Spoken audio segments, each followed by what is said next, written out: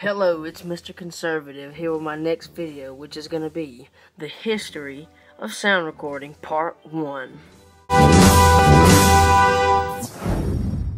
Okay, hello everybody. Here as you just saw in the intro, I'm here with the history of sound recording, starting from the intro in the very beginning in this video to the first two eras of sound recording. And then there's going to be a part 2 coming up in the next few weeks. Okay, so experimenting and capturing on a recording medium for preservation and reproduction of sound began in earnest during the Industrial Revolution of the 1800s. Many pioneering attempts to record and reproduce sound were made in the latter half of the 19th century.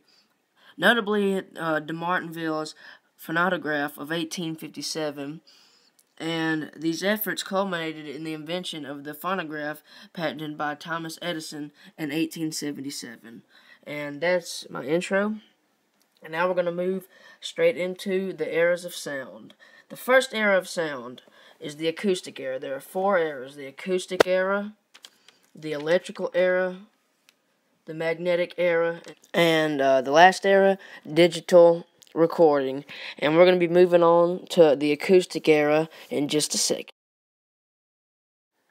Okay, so here we are. I'm going to move straight into the first era of sound recording, which was the acoustic era, from 1877 to 1925. The earliest method for recording sound involved the live recording of a performance directly to a recording medium. This was entirely a mechanical process of 10, often called acoustical recording.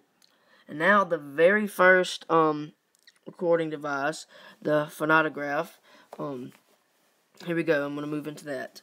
In 1857, Edouard Leon Scott de Martinville invented the phonautograph, and here is the very first sound made with the phonautograph coming up right now.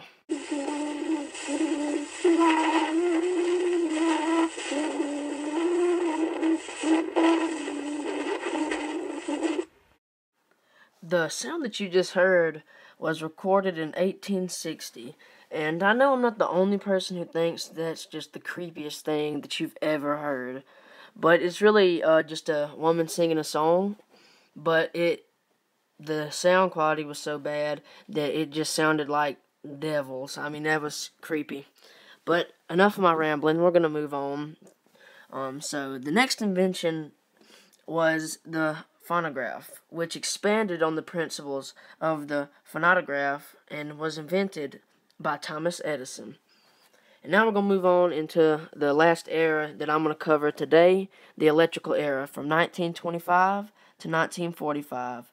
The disc record became more popular, and the cylinders were not sold after 1929. The advent of electrical recording in 1925 drastically improved the quality of recording. And now, the Victor orthophonic phonograph, which was a recording device in the electrical era. It was a spring-wound acoustic phonograph which used a waveguide engineering and a folded horn to provide a reasonably flat frequency response. And now I'm going to show you a recording from the Victor orthophonic phonograph right now, coming up.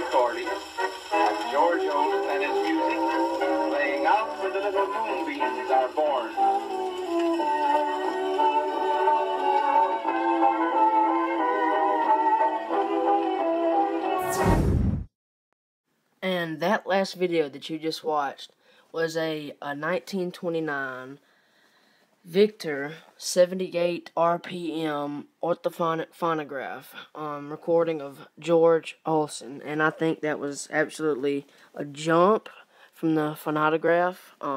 That just shows how much of an advance that they made in the electrical era in sound recording. And I hope you enjoyed this video, first part of the history of sound recording. There should be a second part in a couple weeks to a month. Because hopefully I can release some more videos in between, and then I'm definitely going to do part 2, especially if this gets a good report from you guys. So y'all have a good day, and God bless.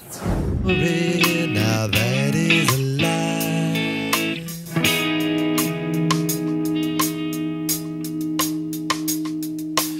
I don't ever wanna feel like I did that day. Take me to the place I love. Take me all the way.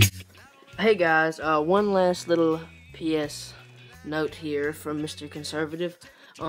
If you're new to the channel and you just saw this video, check out my other video, History of the Confederate Flag, and also subscribe and like. I'm going to say it again, have a great day, and God bless you all.